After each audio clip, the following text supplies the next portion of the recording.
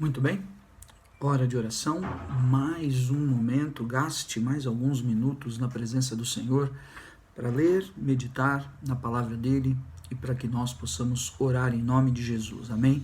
Muitos são os pedidos de oração, pessoas que estão enfermas, internadas na UTI, outras que melhoraram, acabaram retornando, situações de decisões ministeriais que precisam ser tomadas, de pessoas que também pediram oração, situações de familiares enfermos, outros que necessitam de atendimento em centros de recuperação.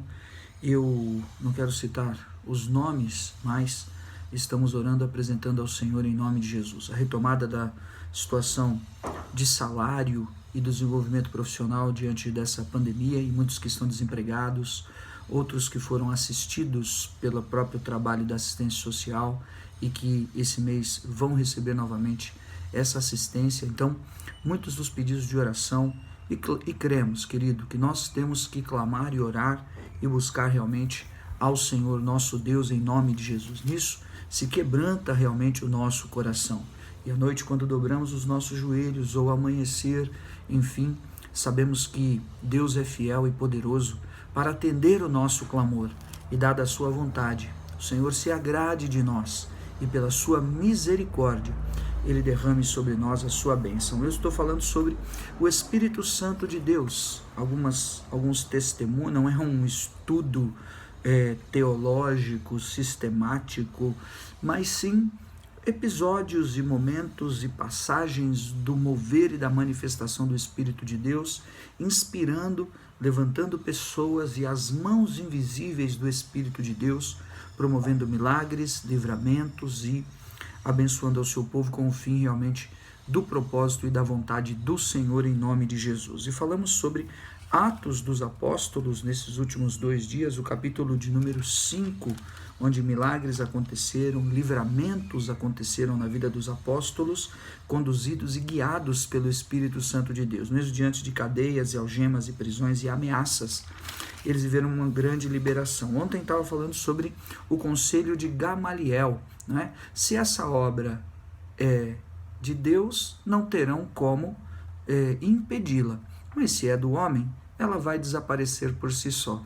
E a obra está aí até hoje, porque de fato era de Deus. Amém? E hoje, continuando ainda aqui, o finalzinho do capítulo 5, versículo 40, diz assim: chamando os apóstolos, açoitaram-nos e, ordenando-lhes que não falassem em nome de Jesus, os soltaram. Após o conselho de Gamaliel, eles olharam aquele homem de grande reputação, dando aquela palavra, colocando exemplos de outros revolucionários, entre aspas, que apareceram naquela época. Me refiro ao que foi falado ontem sobre o caso de Teudas e de Judas Galileu, enfim, você pode dar uma conferidinha aí. Teria encerrado. Teria sido completamente eliminado aquele movimento que eles pregavam no nome de Jesus de Nazaré, que havia sido crucificado, não é?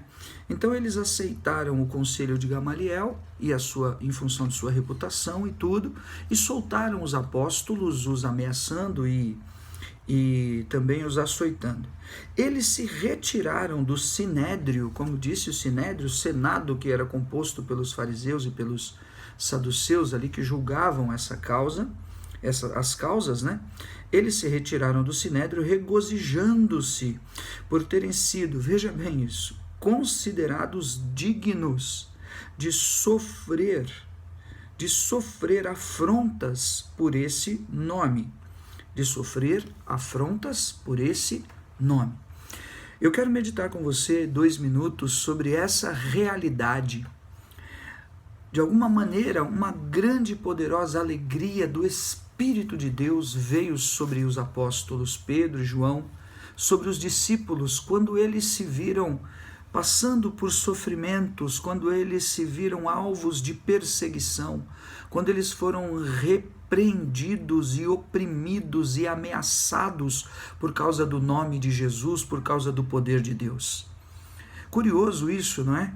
Eles se acharam dignos de sofrer pelo nome do Senhor. Nós vivemos dias onde nós queremos fugir do sofrimento, ninguém quer sofrer. Ao contrário, nós olhamos para o sofrimento dizendo que o sofrimento é maldito, o sofrimento não é de Deus, o sofrimento é do diabo, é isso, é aquilo, aquilo outro. É bem da verdade, é isso mesmo. Nós somos servos de Deus, nós não podemos aceitar vivermos enfermos, doentes ou empedernidos, ou então vivendo caluniados, ou então aceitarmos. Não. Nós somos um povo que tem a palavra de Deus nas nossas mãos, dobramos os nossos joelhos, guerreamos no Espírito, confrontamos as hostes do mal, declaramos a palavra da fé, temos um testemunho da nossa vida que denota coisas ao nosso respeito, que somos pessoas que querem viver realmente de maneira digna, de maneira ética. Entretanto, este sofrimento que eles estavam demonstrando aqui, era o sofrimento em função do seu testemunho. Era o sofrimento em função da obra de Deus na vida deles. Era o sofrimento daqueles que são perseguidos por causa do nome de Jesus. O sofrimento daqueles que realmente fizeram uma escolha e tomaram um posicionamento pela sua fé, por aquilo que acreditavam. É o sofrimento daqueles que se tornam imutáveis, invariáveis. O sofrimento daqueles que aceitam a luta, a perseguição e que enfrentam e suportam as cargas das ameaças em casa, no trabalho, em outros lugares de seu convívio e relacionamento, em função de sua fé, de sua convicção. Esse não é o sofrimento de dores malignas causadas pela consequência do pecado ou pela obra de feitiços ou de demônios, mas é o sofrimento digno daquele que realmente tem convicção e que pode sim ouvir calúnias, afrontas e difamações, porque tem uma convicção no Senhor e do caminho do Senhor superior, pela graça e misericórdia de Deus que o santificou e o separou para a obra e o separou para a salvação, superiores. Não sei, espero estar me fazendo entender. Superiores a qualquer tipo de perseguição, ameaça, ou a qualquer tipo de cadeias ou prisões. Das perseguições, cadeias e ameaças vieram grandes livramentos e bênçãos de Deus. Mas o meu ponto aqui é, eles se consideraram dignos de sofrer afrontas pelo nome do Senhor. Não desista se você for caluniado, perseguido por causa da sua fé. Não mude as suas convicções em função de argumentos muito floridos e aprovadamente mundanos, ou em função da política humana, acho que essa é uma boa palavra, ou em função do costume da terra. Deixa o povo falar, deixa os parentes falarem. Deixa outros dizerem que você é lunático, fanático, que você é isso, que você é aquilo. Se você tem uma convicção no Senhor e tem realmente a revelação de que Ele se revelou ao teu coração, vai valer a pena pagar o preço. Vai valer a pena pagar o preço. Vai valer a pena pagar o preço na presença do Senhor. Mateus capítulo 5, o Senhor fala das bem-aventuranças, mas ele diz também, bem-aventurados sois quando perseguidos pelo meu nome. Jesus, quando responde a Pedro, Pedro perguntou, Senhor, e o que será de nós? Que nós tudo deixamos para te seguir. Pedro começou a dizer-lhe, eis que nós tudo deixamos e te seguimos. Estou em Marcos 10, 28. Jesus respondeu, em verdade vos digo, que ninguém há que tenha deixado casa, ou irmãos, ou irmãs, ou mãe, ou pai, ou filhos, ou campos, por amor de mim, e por amor do Evangelho, que não receba já no presente o cêntuplo de casas, irmãos, irmãs, mães, filhos e campos, com perseguições, e no mundo por vir a vida eterna. Então veja, Jesus estava dizendo que tudo aquilo que você deixa por suas convicções e pela revelação dele em sua vida. Eu gosto muito da palavra que cabe aqui, que é a renúncia, que você renunciou na sua história, que você tomou de decisões, pessoas que ficaram pelo caminho, lugares, convívios e tudo. Amém? A promessa do Senhor é que Ele vai te amparar e vai trazer um tempo novo nos teus caminhos, mas isso tudo vem com perseguições. O processo realmente ele é desgastante e ele é doloroso, porque alguém pode ser encontrado em determinada fase de sua vida, depois de ter renunciado, deixado tudo, passar pelo desemprego, passar em situações onde estava em calamidade e necessidade, passar em situações que precisou de ajuda aqui e ali. E tudo isso, sabe o que acontece? Acaba jogando contra a convicção, contra a fé, contra a renúncia, contra a sua escolha. E é exatamente onde um posicionamento de fé e de convicção, seu e meu, ele vai ser exigido. Ele vai ser necessário, sabe, tipo Daniel na Babilônia, resolveu firmemente não se contaminar. E nesse ponto é que eu quero insistir, porque eles, apóstolos, se acharam dignos de sofrer pelo nome do Senhor. Mas muitos, na hora da angústia, do sofrimento, da perseguição, se escandalizam e acabam renunciando às revelações, ao dom de Deus, ao chamado ao ministério. E que eu e você possamos refletir.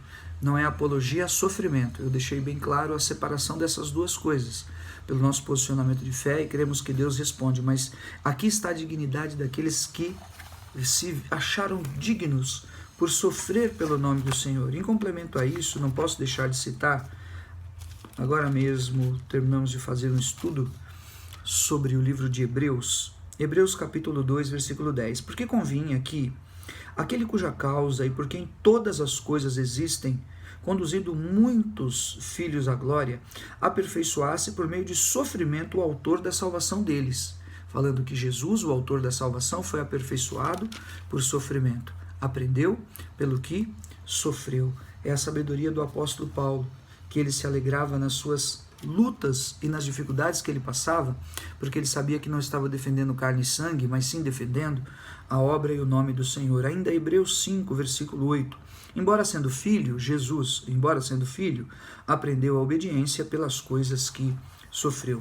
Então, é a perseverança dos santos que nos conduzirá, nos levará e nos guiará à promessa do Senhor em nome de Jesus.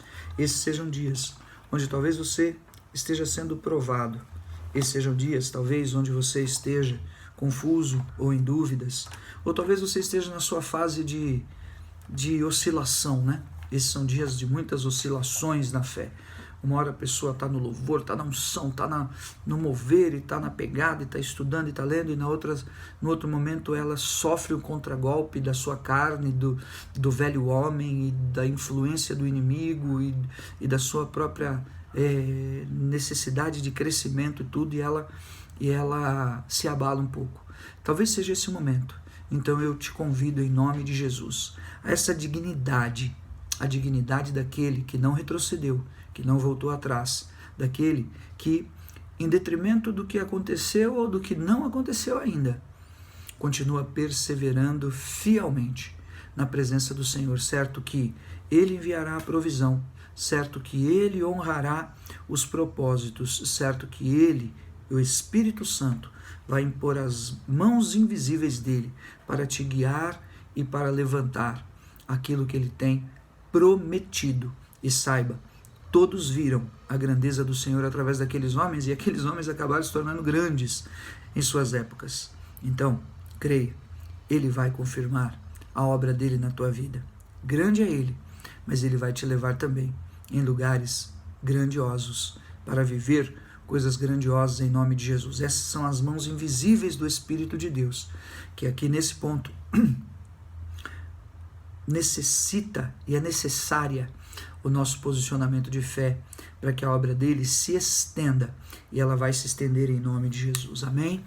Pai de amor, cada servo, cada serva tua, que hoje puderam ouvir e acompanhar essa mensagem que está diante do teu altar, eu intercedo em nome de Jesus por sua fé. Eu intercedo, Senhor, pela sua saúde mental, pela sua higiene mental. Intercedo a Deus pelos sentimentos que talvez estejam embotados, conturbados, Meu Pai, estende a tua mão para que não pereçam, para que não, na volatilidade, na instabilidade da sua personalidade, ou nas ameaças, afrontas e acusações, Senhor, dos dias, não se percam dos teus caminhos.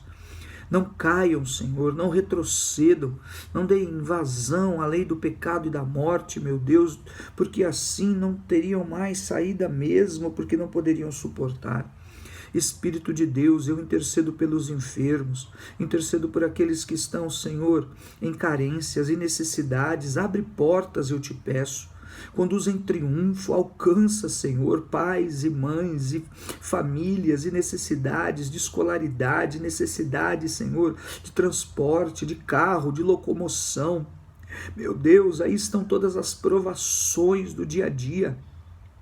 Adverte, Senhor, a cada um na perseverança da fé, na confirmação da obra, para que seja corrigido os caminhos tortuosos, os teus servos se levantem em uma disposição sobrenatural para entrarem pelas portas que creio o Senhor tem preparado. Prepara e abre, age em nosso favor, Senhor nosso Deus, que do alto dos céus o Senhor pode ouvir o nosso clamor, a nossa intercessão, a nossa intervenção diante da tua presença, segundo a tua palavra, meu Pai. Temos sido aperfeiçoados em lutas, ó Deus, em situações, Senhor, de perseguição, e não temos desanimado, temos declarado a palavra e realizado a tua obra. Alcança, visita, abençoa, Pai, em nome de Jesus. Como está escrito, não que houvesse no homem, qualquer que seja, dignidade ou merecimento próprio, mas é segundo a sua misericórdia que o Senhor faz a obra. E por intermédio do sangue redentor que traz a remissão do Senhor Jesus, é que o Senhor coloca tais e tais servos e servas aptos e dignificados em Cristo para estarem em sua presença. Meu Deus, em nome de Jesus, afofa a cama do enfermo, dá-lhe tempo para que se recupere. Está aí esta pandemia, o Covid-19, Senhor, cura, seja repreendido esse mal. Se existem casas e famílias assoladas pelo medo, pelo espírito dominador do inferno, por obras das trevas, Senhor, se temos estado diante de situações onde sentimentos avessos à tua vontade, sentimentos, ó Deus, de morte, sentimentos de derrota, sentimentos, Senhor, de que pessoas viessem a desistir da fé, seja repreendido, caia por terra estes sentimentos, estas almas, estas pessoas, em nome de Jesus, sejam retiradas do nosso meio, do caminho dos teus filhos, Pai. Eu me renovo nesta manhã na tua presença, para abençoar cada servo, cada serva tua. Na importância tenho certeza desta mensagem, Senhor, e apresento diante do teu altar. Em nome de Jesus, responde-nos quando clamamos. Deus de poder, todo mal caia por terra, a ti a honra, a glória, o louvor e a adoração, em nome de Jesus.